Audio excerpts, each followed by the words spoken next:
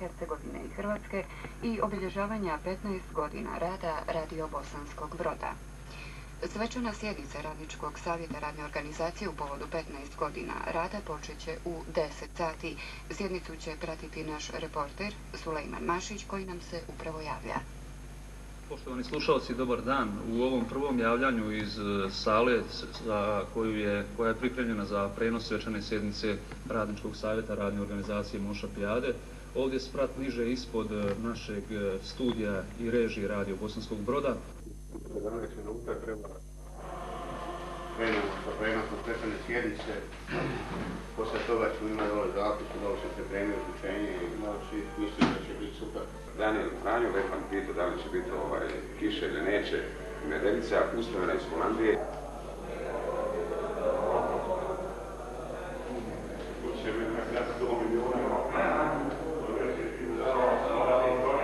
Savjeta radne organizacije Moša Pijade.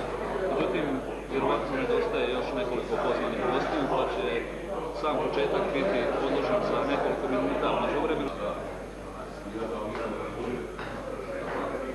Jednog kilovata, a javlja se i na ultrakratkom talasu u početku sa 15 vati, a u 1983. godine sa predajnikom snage 300 vati, čija su sjećanja trajno zabilježena u našoj fonetici.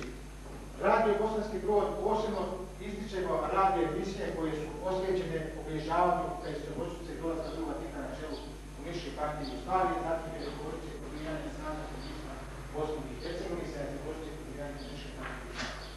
Posebno zadatak sredstva i koristvena danas je da bila ona i opštica kao što su naša, da govori o titovom djelu koje je napomenuto u Jugoslavijskoj narodnoj armiji, o revolucionarnom narodnom komunističkom pokretu koji je preživjela pristup u narodnoj političkoj borbi i obnovi zemlji o reformu.